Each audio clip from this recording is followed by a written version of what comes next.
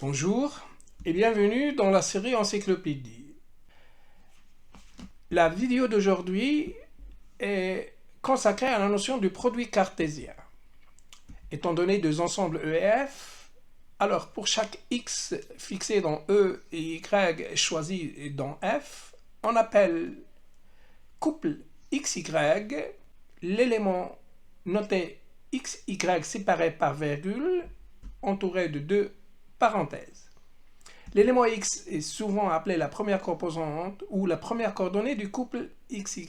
L'élément y est souvent appelé seconde composante ou seconde coordonnée du couple XY.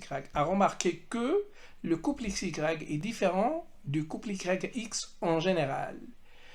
De plus, par définition, deux couples XY et ZT sont égaux, c'est seulement si X est égal à Z et Y est égal à T. On appelle donc produit cartésien de EF l'ensemble qu'on note souvent E croix F dont les éléments sont les couples X, Y, où X est un élément de E et Y est un élément de F. Voici quelques exemples pour illustrer cette notion. Si E est constitué des deux éléments cercle étoile et F est celui dont les éléments sont 0 et 7, alors le produit cartésien de EF est un ensemble qui contient 4 éléments qui sont cercle 0, cercle 7 et étoile 0, étoile 7. Si par exemple, les deux ensembles E et F sont égaux à l'ensemble des nombres réels, alors le produit cartésien de E et F dans ce cas-là, c'est l'ensemble des couples XY tels que XY sont deux nombres réels. C'est l'ensemble qu'on note R au carré. À remarquer que pour tout ensemble A produit cartésien ensemble vide est égal à l'ensemble vide. L'opération qu'on vient de définir peut se généraliser, et se généralise d'ailleurs, pour un nombre fini, n, supérieur ou égal à 3 d'ensemble EI, de la manière suivante. E1 croix E2 croix E3, ainsi de suite croix En, c'est l'ensemble des objets notés x1, x2, x3 jusqu'à xn, entourés de deux parenthèses telles que pour tout i compris entre 1 et n, alors l'élément xi, c'est un élément de E, indice i.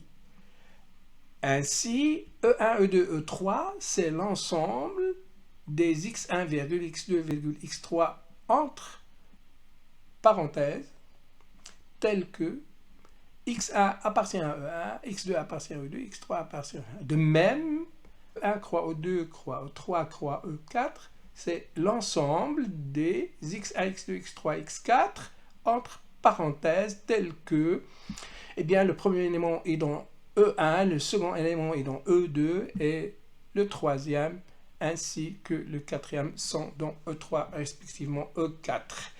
Plus précisément, si E1 c'est l'ensemble des entiers pairs, E2 c'est l'ensemble réduit à 0 et E3 c'est l'ensemble des nombres réels, alors le produit cartésien de ces trois ensembles est l'ensemble de n,0, x entre parenthèses telles que le petit n est choisi dans grand N et petit x est choisi dans l'ensemble des nombres réels. De même que pour tout n fixé dans l'ensemble des entiers naturels, ce qu'on désigne par r à la puissance n, c'est le produit cartésien de r par lui-même un nombre égal à petit n deux fois, et donc cet ensemble, c'est l'ensemble des objets notés ainsi x1, x2 jusqu'à xn entre parenthèses tels que pour tout i compris entre 1 et petit n, alors le x indice i est un nombre réel.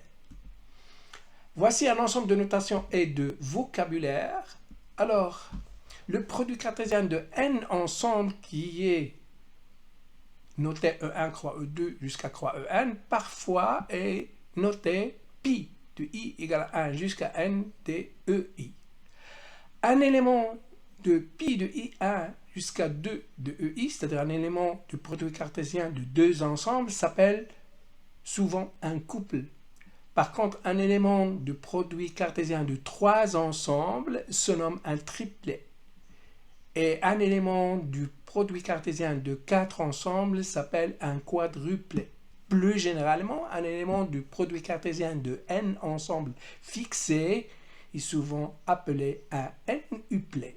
Alors, dans ce cas-là, l'élément xi de i appartenant au n-uplet x1, x2 jusqu'à xn est dit la ième composante ou encore la ième coordonnée du n-uplet x1, x2, xn. À remarquer aussi que si le produit cartésien de n ensemble est égal à l'ensemble vide, c'est que nécessairement un des EI est égal à l'ensemble vide, de même que si un des EI est égal à l'ensemble vide, alors le produit de n ensemble est égal à l'ensemble vide si un des EI est égal à l'ensemble vide. Merci de votre attention et à bientôt.